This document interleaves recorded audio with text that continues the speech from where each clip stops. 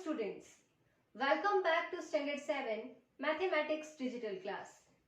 In the previous video, we learned how to write very large and very small numbers in standard form and how to find the square roots by the method of prime factorization. But when number is very large, then the method of prime factorization becomes difficult and lengthy. So, today we are going to learn how to find square roots by division method. For this, come to page number 50 of your textbook. The first part given is 9801. Put the division bars like this and then divide the given number in groups of 2 starting from the rightmost. Like this. Then get the perfect square nearest to 98. And that square must be less than 98 as you do in simple division. So you should know squares from 1 to 10. You know square of 10 is 100, that is greater than 98. So the smaller one is square of 9, that is 81. So writing 81 over here and putting square root of 81, that is 9, both as the divisor and the quotient. Then subtracting it like simple division, we get 17 over here. Then putting the next group down and we get 1701. Now to get the next divisor, put the double of the quotient over here and put blank space for the third digit and in the quotient place 2. In both the blank spaces, there will be the same number. So, to get an approximate value of this number, we can simply divide 1701 by 18.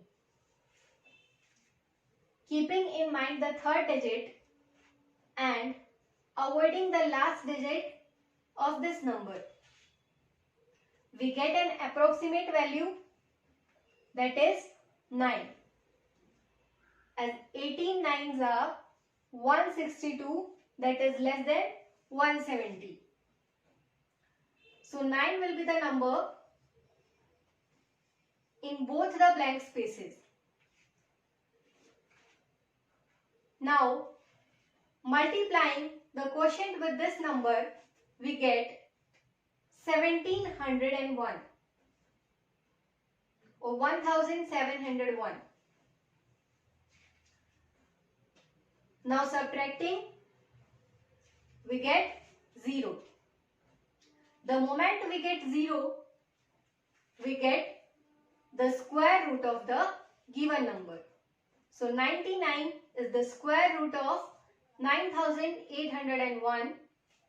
We can write square root of 9801 equals to 99. Now come to the third part, that is 141.61. Now we are going to solve for a decimal number.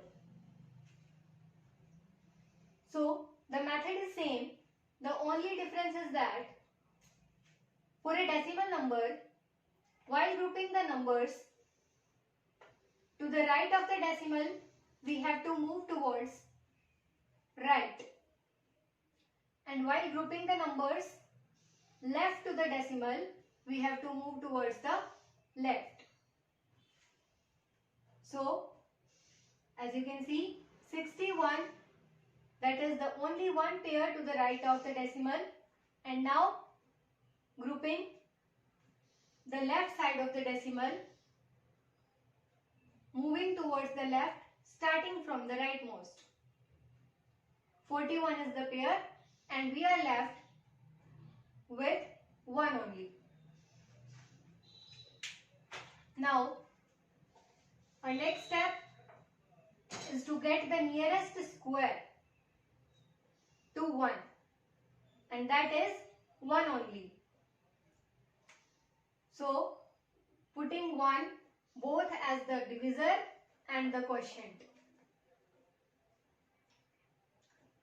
Subtracting we get 0 and then putting down the next group, that is 41. Now we are left with 41. So our next step, to get the next divisor, double of the quotient and putting blank spaces over here. Now by trial method, if we put 2 in both the blank spaces, then we get 22 multiplied by 2, that is 44, and 44 is greater than 41. So the number in both the blank spaces will be 1 only. That is 21 ones are 21. And now subtracting, we get 20 over here. And now the next step is to put down the next group. You can see the next group is after the decimal. So putting decimal over here and then putting down 6 1. We get 2061. Now the next divisor, that is twice of the quotient, that is 22, and blank spaces in both the places.